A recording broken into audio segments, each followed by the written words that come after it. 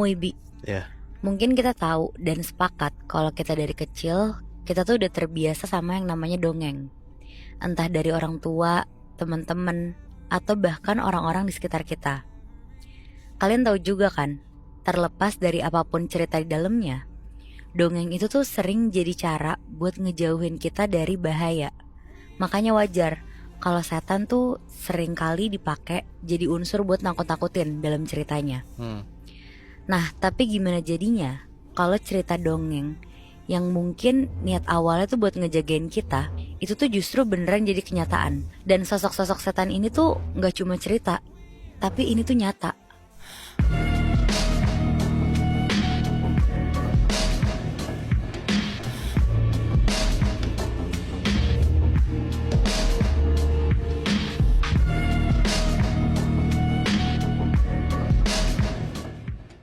Yang namanya dongeng itu paling sering diidentikan sama tempat kan, Bih, Nat? Tempat yang mungkin tuh secara bentuk atau kelihatannya tuh biasa aja, bisa jadi sebenarnya tuh ngeri gitu. Kalau misalnya udah tahu tuh atau dengar cerita dari warga sekitar atau warlocknya gitu di sana. Iya. Nah, tapi nggak cuma tempat-tempat biasa aja. Ternyata tempat-tempat yang notabene emang udah serem dari sananya gitu, kayak contohnya kuburan gitu. Ternyata tuh juga punya dongeng atau cerita simpang siur dari warga-warga sekitarnya. Nah, kuburan ini di Jakarta, tapi bukan di TPU Jeruk Purut. Kalau misalnya orang taunya kan TPU paling serem itu kan di Jakarta di Jeruk Purut gitu kan. Katanya gitu. Nah, gue dapat ada satu TPU yang itu ternyata punya dongeng tersendiri lah. Itu tuh di TPU Tanah Kusir, Jakarta Selatan. Oh.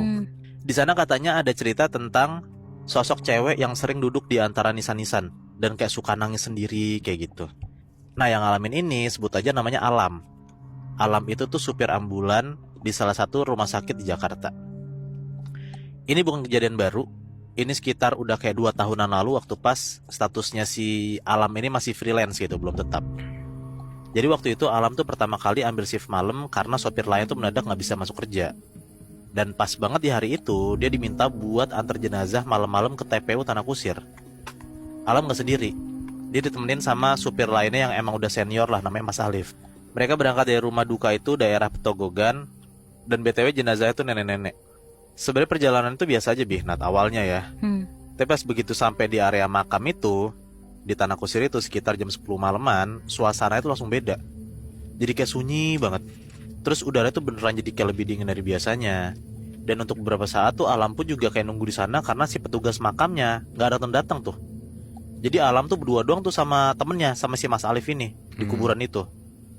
Pas si Alam lagi duduk, tiba-tiba didengar ada kayak suara kayak isak tangis gitu, kayak gitu, pelan jauh pindah terus gitu. Nah, dia pikir mungkin itu suara tangisan keluarga almarhumah. Tapi pas Alam coba berdiri buat ngecek, dia ternyata ngeliat kosong melompong tuh, nggak ada siapa-siapa di sana, cuman dia berdua doang tuh, si Alam sama Mas Alif, dan itu pun juga lagi tiduran di dalam mobil. Di sini Alam udah coba kayak ngebangunin Mas Alif buat nanya itu siapa gitu. Tapi Mas Alif katanya nggak dengar apa-apa dan aneh banget gitu. Karena penasaran, Alam akhirnya ngeluarin HP buat iseng foto area pemakaman pakai mode malam di HP gitu. Foto, Alam ngefoto beberapa sudut, dan pas salah satu hasil fotonya itu coba di zoom, ternyata Alam tuh nangkep ada sosok perempuan kayak pakai baju putih duduk di salah satu batu nisan. Rambutnya panjang nutupin mukanya. Alam langsung tuh nunjukin fotonya ke Mas Alif. Di situ Mas Alif tuh sebenarnya kayak ngelihat foto itu juga. Tapi dia cuma malah bilang kayak udah hapus aja udah, kita kerja di sini nggak usah macem-macem gitu. Diingetin lah sama si Mas Alif itu si Alam ini. Dan karena tampangnya kelihatan kesel juga nih si Mas Alif, akhirnya Alam nurut tuh, dihapus tuh, walaupun sebenarnya dia tuh merinding. Abis itu Alam masuk lagi ke mobil sambil nunggu si petugas makamnya datang. Pas masuk ke dalam mobil tengah malam nih, tiba-tiba mereka dengar pintu kaca belakang ambulan itu ada yang ngetok, Bih, Nat, 2 kali, tok tok gitu. Alam sama Mas Alif sama-sama dengar. Alam takut, tapi si Mas Alif malah kayak pengen ngebuktiin itu suara apa. Siapa tahu itu anggota keluarga si almarhumah datang kan. Nah, pas si Mas Alif turun dari mobil, diajaklah si Alam nih buat ngecek. Pas di belakang mobil itu ternyata nggak ada siapa-siapa, Bih, Nat, kosong. Abis itu tiba-tiba kedengeran lagi, tok tok gitu. Kedengeran suara ketokan lagi, tapi kali ini suara ketokan pintunya itu asal dari dalam mobil, dalam belakang mobil si ambulan itu, bagian dimana ada jenazahnya. Mas Alif kaget lah di situ, spontan langsung kayak ngebuka pintu belakang ambulannya. Pas dibuka, jenazahnya tuh masih rapi dalam kafan, Tapi ada yang aneh Bi, Nat. Aneh itu di bagian kepala kainnya tuh basah. Basahnya tuh kayak basahan tetesan air mata gitu. Badan Alam tuh langsung gemeteran. Dia langsung bilang ke Mas Alif kayak, "Mas, itu air mata Mas, udah gak beres Mas," gitu. Tapi kali ini Mas Alif gak ngajak apa-apa tuh. Pas lihat pun juga Mas Alif cuman berdiri kaku doang, matung gitu. Tatapannya lurus ke arah depan sambil bilang kayak, "Dia ternyata di depan ambulan Lam." Nah, lo tahu kan kalau misalnya di antara bagian ruang jenazah sama ruang supir mobil ambulan itu kan ada kayak semacam dinding pembatas gitu kan? Oh, yang di antara maksudnya bagian belakang ambulansnya gitu. Iya, ada pembatas gitu, Terus ada kacanya kan? Iya. Nah, dari kaca itu si Mas Alif tuh bisa ngeliat sama Alam juga ke arah depan mobil. Dan ternyata bener Bi, Nat. Ada sosok cewek berdiri di depan mobil pakai daster putih gitu, rambutnya panjang nutupin muka, diem aja. Terus pelan-pelan dia gerak ngambang gitu, nabrakin diri ke arah mobil, habis itu hilang. Anjir, kuntilanak ya? Iya. Nah, tapi persis habis itu, habis si kuntilanak ini hilang masuk ke dalam mobil, tiba-tiba jenazah yang lagi dibawa sama Alam sama Mas Alif itu langsung jadi kayak gerak cepet gitu Bi, Nat. Kepalanya naik ke atas dikit, terus senyum ke arah Mas Alif sama si Alam. Padahal udah meninggal nih si nenek-nenek ini. Alam sama Mas Alif tuh langsung kayak beneran takut. Dia kaget banget. Tapi ya dia gak bisa cabut kan, karena kan jenazah ini belum dimakamin dan keluarganya pun juga belum datang kan.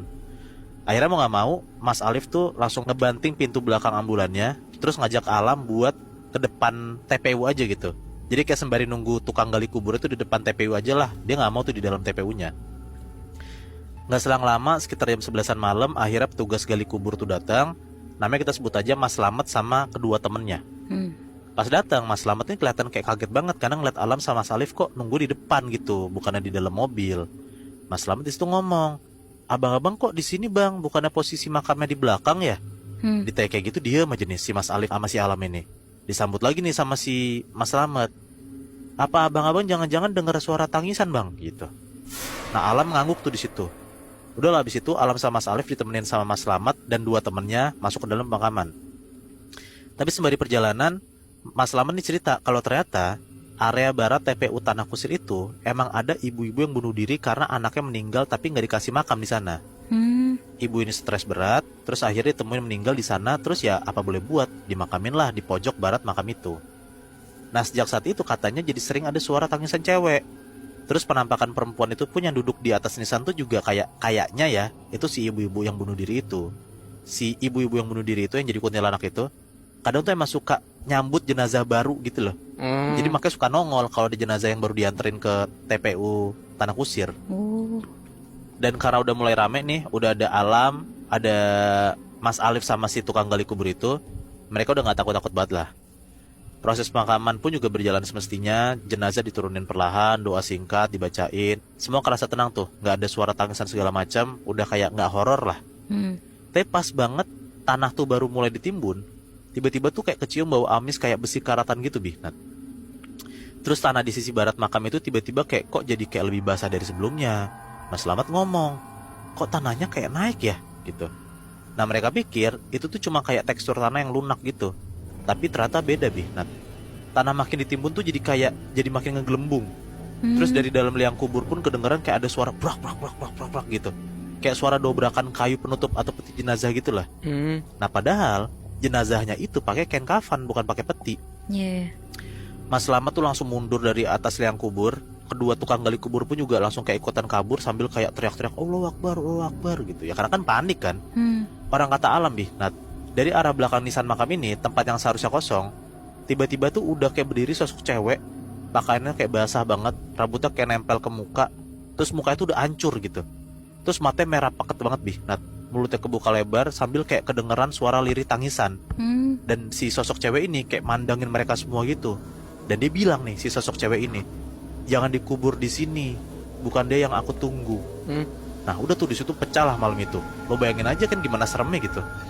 Badan Alam tuh langsung kayak kaku. Mas Alif pun juga sampai jatuh ke tanah, nggak bisa lari saking takutnya. Terus pelan-pelan sosok ini tuh kayak ngelangkah pelan ke arah ambulan, terus sama hilang gitu aja tuh entah kemana. Ada kali kayak beberapa menit tuh Alam, Mas Alif sama bahkan Bang Slamet ya, Mas Slamet si tukang gali kubur itu beneran cuma bengong doang, karena kayak mereka percaya nggak percaya sama apa yang dia lihat gitu.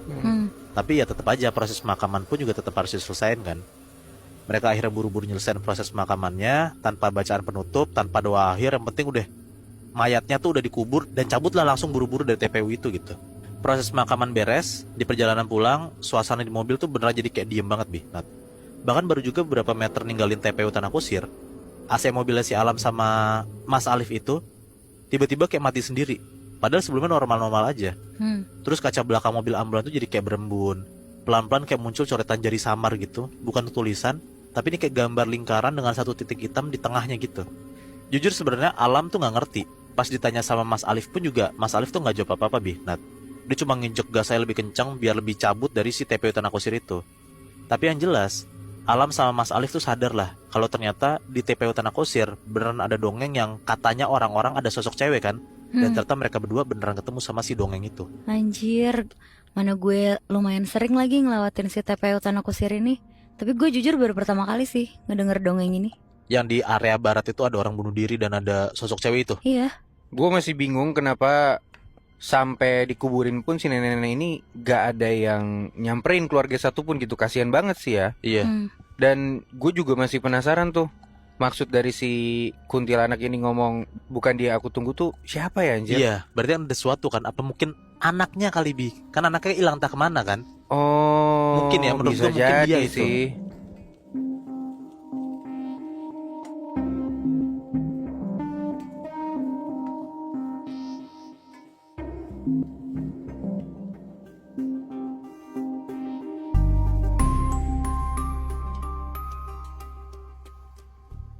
Moibi. Kalau kolong wewe atau wewe gombel itu kan biasanya diceritain buat nakut-nakutin anak kecil kan, biar mereka tuh nggak keluar maghrib-maghrib, karena nanti katanya bisa diculik gitu. Nah, hampir mirip sama itu, ternyata sosok sundel bolong tuh juga sering dibawa sama dongeng atau cerita-cerita masyarakat lah. Tapi kalau ini tuh sosoknya lebih sering digunain buat ngingetin kita, biar kita nih nggak sembarangan keluar malam, karena emang banyak banget lah bahaya yang mungkin terjadi kalau kita keluar malam-malam. Tapi si pengirim cerita ini, sebut aja namanya Onam, dia ini nggak bisa buat nggak keluar malam, karena kebetulan dia tuh kerja sebagai operator gudang di salah satu pabrik elektronik di Bekasi. Dan emang sering banget tuh dia shift malam. Dan sekalinya shift malam, dia bisa balik sekitar jam 1-2 dini hari. Nah, di rute pulang Onam ini, ada satu warung kopi kecil yang bukanya tuh selalu 24 jam di sekitaran rel perlintasan Durenjaya. Warung yang entah kenapa dia tuh suka banget mampir setiap pulang shift malam. Nah, tapi untuk setengah tahun ke belakang ini, karena satu dan lain hal, Onam ini tuh gak pernah kesana lagi. Dan warung ini kita sebut aja warungnya Bu Umi. Ibu-ibu setengah baya yang katanya udah lama tinggal di daerah situ. Biasanya Onam tuh cuma mampir 10-15 menit aja sebelum jalan kaki ke kosan. Sampai ada satu malam, setelah setengah tahun berlalu, akhirnya Onam mampir lagi tuh ke warung itu. Dan lebih dari 15 menit gak kayak biasanya. Biasanya kan cuma maksimal 15 menit. Intinya di malam itu, pas Onam sampai sana, ada satu pengunjung lain. Perempuan, dia duduk diem di pojokan. Pokoknya rambutnya nih kelihatan panjang banget, bajunya putih lusuh, terus mukanya nih gak kelihatan jelas, padahal cuma duduk jarak 2 meter doang. Pas Bu Umi keluar, penjaga warungnya, Onam nih nyoba nyapa, terus ngajak ngobrol. Tapi di sini Bu Umi tuh cuma langsung ngasih kopi sama gorengan, terus udah balik lagi ke dapur. Gak kayak biasanya banget lah pokoknya. Dan cewek di ujung ini juga sama sekali gak dilirik sama Bu Umi. Onam coba nyuri-nyuri pandang lah ke si perempuan ini. Si perempuan ini tuh kelihatan masih duduk diem, tangannya dilipat di pangkuan. Tapi ada yang aneh Bi. Di bangku yang dia dudukin ini, bagian tengahnya kelihatan basah banget. Padahal malam itu tuh gak hujan sama sekali. Dan pas nyoba dilihat lebih detail, itu tuh bukan air biasa. Soalnya warnanya tuh kayak merah kecoklatan keruh gitu, mirip kayak darah lah. Onam di situ makin merinding tuh pas ngeh kalau si cewek ini tuh duduk dengan posisi yang aneh. Dia nggak nyender, kayak emang punggungnya nih nggak bisa nempel di kursi gitu. Dan si Onam nih masih penasaran tuh di situ. Dia pura-pura lah ngejatuhin sendok ke lantai biar bisa ngelihat bagian punggung cewek ini kan. Dan pas dilihat, si Onam ini kaget banget. Pantes aja si cewek ini tuh nggak bisa nyender. Si cewek ini katanya dari punggung itu, bajunya tuh beneran ada kayak sobekan luka cukup gede gitu Bi. Udah tuh si Onam langsung buru-buru manggil Bu Umi, dia mau langsung bayar. Dan pas Onam berdiri, dia ngeliat di pantulan kaca warung depannya, bayangan dia sama Bu Umi tuh kelihatan. Tapi bayangan cewek yang tadi gak kelihatan sama sekali, Muhibi. Onam yang merinding pelan-pelan, dia tuh bisik-bisik ke arah Bu Umi, terus bilang, "Bu Umi, itu siapa?" Terus di situ Bu Umi cuma jawab pelan juga, "Udah, jangan tanya-tanya, buruan pulang, jangan nengok." Dengan jawaban ini kan berarti Onam sadar dong kalau yang ngelihat sosok ini tuh gak cuma dia doang, tapi si Bu Umi juga tuh, penjaga warungnya. Nah tapi emang dasarnya gak nurut, gak tahu kenapa, padahal kan udah diingetin sama Bu Umi tuh barusan. Tapi di situ si Onam malah nengokin kepalanya, bener-bener nengok ke arah cewek ini. Dan pas dia nengok, cewek itu tuh juga ngeliatin Onam, tapi udah dengan muka yang berlobang. Dan lebih tepatnya ada lobang hitam gede nganga di bagian pipi kanannya dia gitu. Kayak luka busuk yang dalam banget gitu, Muhibi. Onam gak mungkin teriak, takutnya malah makin disamperin sosok ini. Akhirnya dia langsung buru-buru cabut lah dari warung buat jalan balik ke arah gang kosannya. Tapi setelah dari warung itu, Onam nih ngerasa kok langkah kakinya jadi makin berat aja ya. Akhirnya dia nyoba buat lari walaupun susah. Dan dia tuh juga ngerasa ada yang ngikutin tuh di belakang dia. Akhirnya dia nyoba ngecek layar HP-nya lah pakai kamera depan. Dan di belakang Onam kayak tiba-tiba tuh kelihatan ada rambut panjang ngejuntai gitu. Nah di sini Onam refleks ngelihat ke arah belakang, tapi tuh nggak ada siapa-siapa, kosong. Tapi pas Onam coba jalan lagi, dia ngedenger ada suara langkah kaki lain yang jalan juga tuh. Padahal barusan jalanan tuh sepi gitu lah, kosong. Dan setiap Onam berhenti, suara langkah kaki itu tuh berhenti juga ikutan dia. Dan untung si Onam nih masih bisa sampai kosan. Pas sampai dia langsung ngunci pagar, naik ke kamar lantai 2, terus bersih-bersih lah. Abis itu dia langsung rebahan karena badannya nih ngerasa gak enak. Tapi baru juga dia rebahan, tiba-tiba tuh ada suara tok tok tok dari arah jendelanya dia. Nah di sini dia mikir nggak mungkin dong ada orang di situ kecuali terbang karena kan lantai 2 kan. Onam di situ masih nyoba buat pura-pura nggak denger, tapi ketokannya nih malah nambah makin kenceng, Bi. Onam nyamperin jendelanya ini, terus dia ngintip lah dari celah-celah gorden. Dan ternyata di sana kata Onam tuh jelas banget ada kepala. Rambutnya panjang banget, nempel di kaca jendela, tapi bagian mukanya tuh nggak kelihatan, kayak nunduk atau sengaja nyembunyiin mukanya gitu. Tapi yang bikin Onam nyaris pingsan itu karena punggung sosok ini tuh ngadep ke arah jendela. Jadi kebayangkan ada sosok ngetok-ngetok jendela, tapi posisi badannya ini tuh ngebelakangin si jendelanya. Tapi dengan tadi mukanya ngarah ke jendela juga, berarti kepalanya nih emang keputer 180 derajat. Terus pelan-pelan mukanya tuh baru kelihatan gitu, mukanya tuh bolong. Dan dengan suara serak terus berat kedengeran, si sosok ini tuh ngomong, "Anak aku, di mana anak aku?" Di sini Onam ketakutan, dia teriak kenceng banget. Terus dia tuh udah ngerasa nggak aman lah buat tidur di kamarnya dia, atau lebih tepatnya buat ada di kosan malam itu. Dan nggak tahu apa yang ada di pikirannya. Di detik itu juga sambil teriak-teriakan dia baca doa, Onam ini lari keluar kosan buat nyamperin masjid di kompleknya dia. Udah tuh tidur di situ dia sembari nunggu waktu sholat subuh. Pokoknya Onam ini kebangun persis banget pas mau masuk subuh, karena dibangunin sama Pak Muhtar. Pak Muhtar ini tuh ustadz sekaligus imam masjid di kompleknya itu. Dan setelah sholat, Onam langsung nyeritain lah semuanya ke Pak Muhtar ini. Dan kata Pak Muhtar itu tuh bukan hantu biasa, itu sundel bolong, arwah perempuan hamil yang meninggal tragis.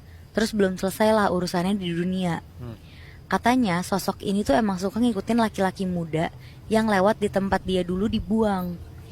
Terus pas nyoba ditanya apa solusinya, Pak Muhtar cuma nyuruh Onam tuh ngejaga sholat sama doa, sambil ngasih kayak garam kasar gitu.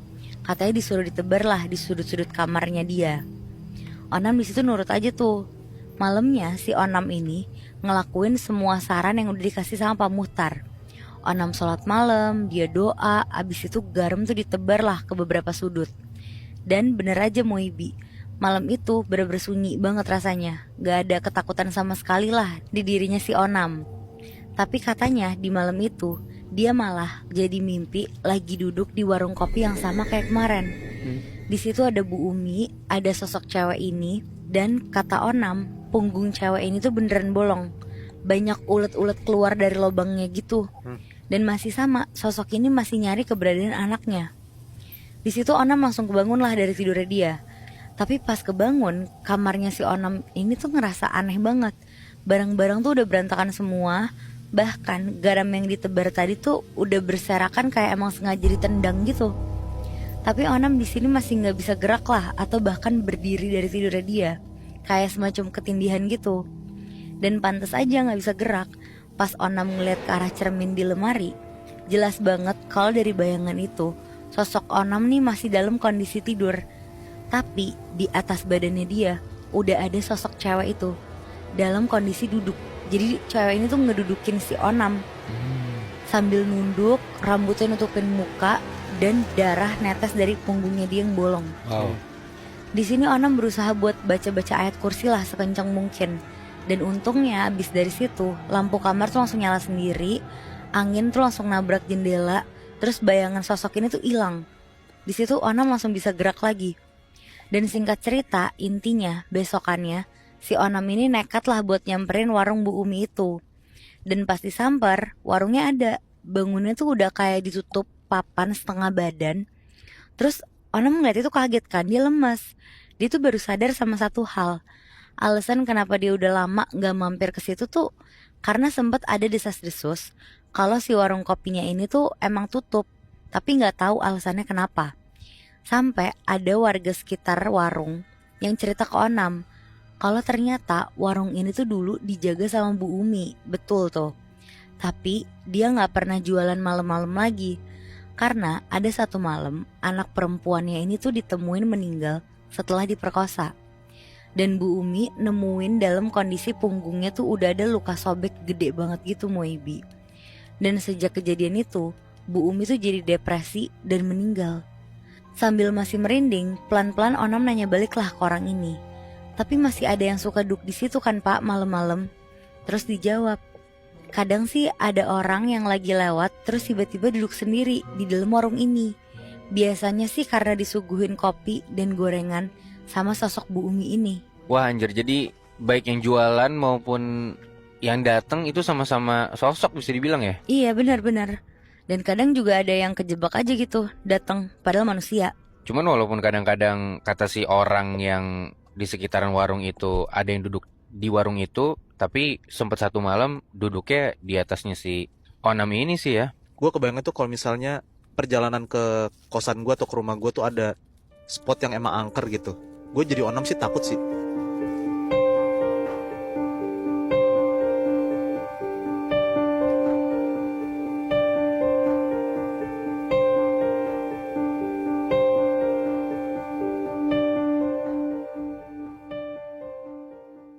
Cerita terakhir giliran gue Natmoy. Oke. Cerita pengalaman dari Bram dan dua temennya namanya Hilmi dan juga Akbar, yang nekat touring motoran dari Jakarta ke Banyuwangi tanpa tahu cerita yang ada dan dipercaya sama warga sekitar di tempat yang mereka tuju ini. Cerita tentang adanya gerbang menuju dimensi lain serta sosok-sosok yang siap nuntun mereka buat masuk ke dalamnya. Pengalaman yang sampai detik ini bakal selalu ngebekas dan selalu ngebuat Bram tuh ngerasa bersalah banget udah ngelakuin perjalanan ini. Nah, kenapa dia ngerasa bersalah nih gue ceritain ya. Jadi singkat cerita, ini kejadian yang udah sekitar 6 tahun lalu. Umur Bram pas saat itu masih 25 tahun. Bram sama kedua temennya ini domisilinya tuh pada di Jakarta. Dan mereka emang dipertemukan di sebuah komunitas motor gitu. Sebenarnya Bram ini udah sering banget ngikut touring, tapi selalu rame. Nah, cuman ada satu waktu pas dia lagi senggang dan gak tahu mau ngapain, Bram ini akhirnya ngajak Hilmi sama Akbar buat touring cuman bener-bener bertiga doang. Tujuannya adalah ke Pantai Pelengkung atau G-Land yang terkenal di ujung Taman Nasional Alas Purwo, Banyuwangi. Dan gak butuh waktu lama, akhirnya Hilmi sama Akbar ini nerima tawaran itu. Terus beberapa hari setelahnya berangkatlah mereka dari Jakarta. Bram naik motor sendirian, sedangkan Akbar tuh goncengan sama Hilmi. Jadi mereka cuma 2 motor aja. Intinya mereka sampai di Banyuwangi itu sore, karena mereka ngebet banget buat cepetan nyampe ke Pantai Pelengkung itu sebelum maghrib. Makanya Bram mutusin buat ngelewatin jalur hutan Alas Purwo sore itu. Sebenarnya di salah satu warung terakhir yang mereka singgahin, itu si pemilik warungnya udah bilang, "Mas, jangan lewat situ kalau matahari udah miring atau surup." Tapi ya Bram sama teman-temannya cuek aja. Mereka tetap mutusin buat lewat jalur itu, masuk ke jalanan sempit yang diapit sama pepohonan lebat. Di situ mereka sadar, angin tuh tiba-tiba nggak ada, Natmoy. Suasananya sepi, terus hawanya juga jadi aneh. Sekitar 15-30 menit, Bram tuh jalan masuk jalur hutan ini, langit tuh udah kerasa makin gelap. Nah tiba-tiba, dari kejauhan, dia ngelihat ada perempuan berdiri persis di tikungan jalan, pakai kebaya coklat tua gitu. Nah perempuan ini tuh ngelambain tangannya ke arah Bram. Ya Bram sama teman-temannya mikir, oh paling itu warga sekitar yang mungkin minta bantuan atau seenggaknya pun untuk Bram sama temen-temennya, mereka bisa sekalian nanya nih, nanya arah jalan. Ya udah mereka samperin lah si perempuan ini pelan-pelan. Tapi Natmoy, pas Bram ini ngelewatin perempuan ini, mereka kaget banget. Soalnya katanya wajahnya tuh kosong. Bukan karena datar ekspresinya, tapi beneran kosong. Gak ada matanya, gak ada hidungnya, gak ada mulutnya juga. Jadi kayak topeng tanah liat gitu loh rasanya. Langsung lah tancap gas lagi mereka dari situ. Mereka beneran udah merinding aja tuh di situ. Apalagi pas dicek ke Google Maps, yang jadi petunjuk arah pun jadi nggak gerak. Jadi kayak hilang sinyal gitu. Bahkan kompas manual yang sengaja dibawa sama Hilmi juga malah muter-muter terus gitu, kayak error gitu loh. Ya mereka jadi terpaksa stop sebentar di salah satu persimpangan jalur tanah tanpa penunjuk arah. Nah di sini Hilmi sebenarnya udah ngajak balik aja tuh, mumpung masih belum jauh secara jarak. Tapi dari dia ngomong barusan, jalur belakang tuh beneran jadi kayak berkabut gitu Natmoy. Jalur aspal yang barusan dilewatin bener-bener gak kelihatan. Akbar di sini ngomong, kita terus lurus aja, gak mungkin nih jalur cuma muter-muter, nanti juga pasti ketemu lagi jalan aspal, dia bilang gitu. Nah tapi di situ Bram tuh ngeh, kalau pas dia ngeliat ke arah Akbar, tiba-tiba di ransel motor Akbar itu udah kayak ada ranting tumbuhan panjang nonjol keluar gitu, yang secara bentuk emang cukup unik. Ditanyalah itu apa, dan Akbar cuma jawab dengan enteng, "Nggak tahu Bram, unik aja bentuknya tadi, makanya gue bawa deh buat souvenir," kata gitu. Udah tuh perjalanan dilanjut lagi, terus lurus ngikutin katanya Akbar. Tapi di sepanjang perjalanan sekarang, dari arah semak-semak di kanan, mulai muncul aroma kayak daging kebakar gitu. Terus pelan-pelan kedengeran ada suara, kayak suara ketawa kecil perempuan, disusul sama suara isakan gitu. Terus ketawa, nangis, diulang-ulang terus, dan makin deket suaranya. Pokoknya di titik itu juga, mereka cuma fokus buat ngebutin motor masing-masing tanpa peduli arah. Sampai tiba-tiba mereka ini ngelewatin, ada 2 batang pohon bambu besar yang ngelengkung gitu, ke atas kayak gerbang gitu. Dan begitu ngelewatin pohon ini, suasananya beneran berubah Natmoy. Langit beneran jadi gak kelihatan, laju motor pun kerasa kayak lebih berat gitu, kayak tanahnya sengaja ngelengkung ke bawah. Terus tiba-tiba ada suara oh. Nggak tahu kenapa, tapi Akbar tuh tiba-tiba batuk keras kenceng gitu. Pas coba dilihat sama Bram dan Hilmi, mereka kaget banget. Katanya dari dalam ransel motornya Akbar itu jadi muncul asap tipis. Terus ranting kayu yang tadi mereka lihat, itu warnanya udah berubah jadi warna hitam. Nah bersamaan dengan itu, muncul suara perempuan kedengeran dari atas, bukan dari pepohonan arahnya, tapi beneran kayak dari langit. Suara ini bilang, yang mengambil harus mengembalikan, kalau tidak dia yang dikembalikan. Bruk, setelah ada suara itu, Akbar tuh jatuh dari motornya. Motornya pun seketika mesinnya tuh mati total. Nah di situ kondisi tuh chaos Natmoy. Mau nggak mau, sekarang mereka bonceng 3 pakai motornya Bram. Motor Akbar sengaja ditinggal, toh nanti mereka mikirnya pas arah balik bisa diambil lagi sekalian minta tolong sama warga sekitar. Tapi semakin jauh, langkah-langkah kaki tuh kedengeran kayak ngikutin dari arah belakang motor. Padahal dari spion kelihatan kosong, gak ada siapa-siapa. Langkah-langkah ini tuh makin banyak, kayak emang ada sekelompok makhluk berkaki 2.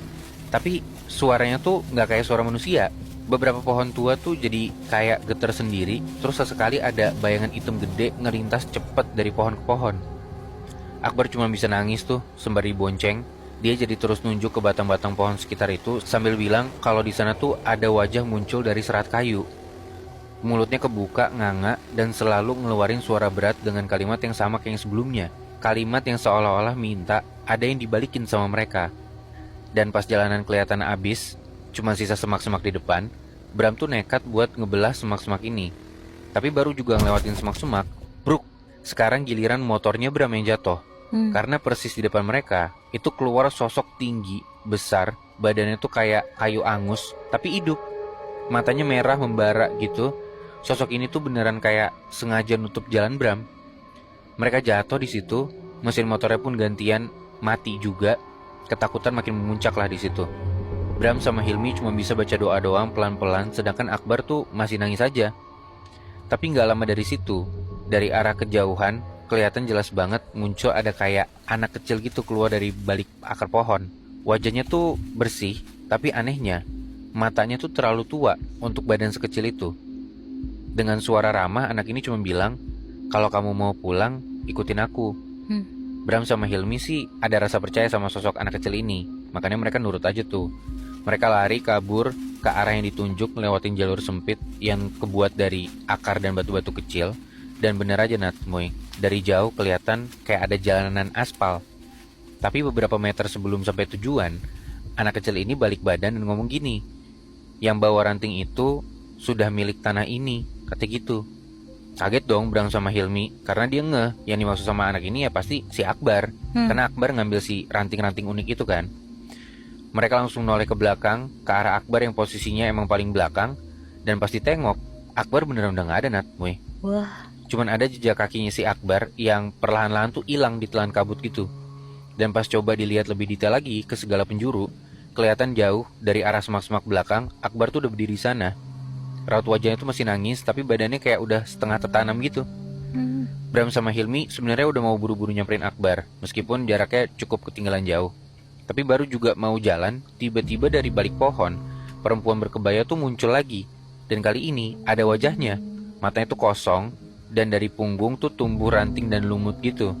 Tangannya tuh pelan-pelan nunjuk ke arah Akbar, terus bilang, "Dia melanggar. Dia membawa bagian dari kami keluar." Dan detik itu juga, badannya Akbar tuh makin hilang, kayak kesedot tanah gitu. Cier. Udah itu doang yang diingat sama Bram sama Hilmi. Karena setelah itu, mereka tuh mendadak sadar, udah ada di luar gerbang Alas Purwo. Matahari udah tinggi, jalanan tuh udah kayak biasa lagi. Mereka cari motornya mereka juga nggak ada. Ransel dan segala perlengkapan pun nggak ada, hilang. Bram sama Hilmi panik dong. Mereka buru-buru nyari rumah warga terdekat buat ngelaporin semuanya, buat minta bantuan nyari Akbar. Tapi kata warga di sana, cuman ngomong kayak gini, "Kejadian kayak gini udah sering mas. Emang apapun yang ada di sana bukan untuk dibawa." Udah gitu doang. Dan setelah itu Bram sama Hilmi coba lapor ke pihak berwajib, tapi ya Akbar nggak pernah ketemu. KTP-nya pun nggak ditemuin. Bahkan nama Akbar pun gak ada di data pengunjung, seolah-olah emang dia tuh gak pernah ikut perjalanan, bahkan sampai sekarang. Anjir, tapi menurut gue juga ada baiknya emang mereka riset dulu gak sih sebelum mereka jalan ke Banyuwangi itu. Betul. Ada sesuatu gak, ada mitosnya gak.